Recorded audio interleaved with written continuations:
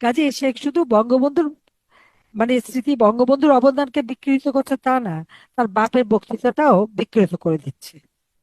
71 সালে জাতির পিতা যে স্বাধীনতা ঘোষণা দিলেন, সেই ঘোষণা দেওয়ার পরপরই 26শে মার্চ চট্টগ্রামে কালুরহাট বেতার কেন্দ্র থেকে আওয়ামী লীগের নেতা হান্নান সাহেব এই ঘোষণাটা পাঠ করতে শুরু করেন দুপুর 2:30টায়। জিয়াউর রহমান কিন্তু তখনও পাকিস্তানি সেনাবাহিনীর সাথে। 25শে মার্চ যখন এরা ব্যারিকেড দিচ্ছে, তখনও সে ওই ব্যারিকেড যারা দিচ্ছে তাদের বুদ্ধে গুলি চালাচ্ছে।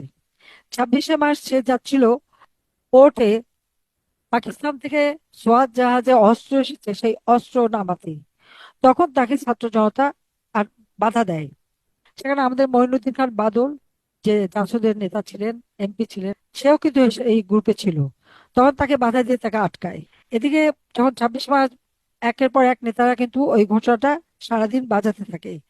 27শে মার্চ দুপুরের দিকে আমাদের জওহর আহমদ চৌধুরী সাহেব ছিলেন আওয়ামী লীগ নেতা, উনি বললেন যে এই ঘোষণাটা যদি একটা আর্মি অফিসারকে দিয়ে দেওয়া যায় তাহলে এটা যুদ্ধ যুদ্ধ মনে হবে।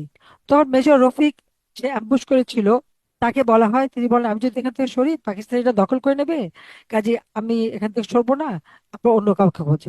তখন এই জিয়াউর রহমান কিন্তু ছাত্র জনতার হাতে তখন একরকম বন্দী। তো তাকে নিয়ে আসা হয় কালুরঘাট বেতার কেন্দ্রে। এবং 27শে মার্চ সন্ধ্যা 7টায় বঙ্গবন্ধুর পক্ষে জিয়াউর রহমান এই ঘোষণাটা পাঠ করে। এবং তার বক্তব্যে কিন্তু এই কথাটা স্পষ্ট ছিল যে বঙ্গবন্ধু শেখ মুজিবের পক্ষে সেই স্বাধীনতার ঘোষণাটা পাঠ করতে দিচ্ছে। এখন প্রশ্নটা হচ্ছে, অনেক নেতা কর্মী বা অনেক ইন্টেলেকচুয়াল অনেকেই তো অনেক ভাষণ দেন। টেলিভিশনের ঘোষণাকারী বা রেডিওর ঘোষণাকারী বা কোনো মিটিং এর ঘোষণাকারী, তারা যখন কোনো নেতার কোনো ঘোষণা বা কোনো আহ, অন্য কারো ঘোষণা যখন তারা এটা পাঠ করে বলে, সেটা তো তার ভাষণ হয়ে যায় না, যিনি ভাষণ দিচ্ছেন তার হয়।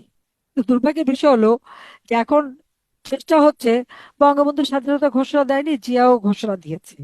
এবং এবারে দেখলাম আরেকটু তাদের উন্নতি হয়েছে। উন্নতিটা কি, জিয়ার ছেলে ক্ষমতা এসে জিয়ার বক্তৃতাটাকেও বিকৃত করে দিচ্ছে। জিয়াউর রহমান যে বলেছিল on the behalf of our great leader Bangabandhu Sheikh Mujibur Rahman, এইটুকু মুছে দিয়েছে।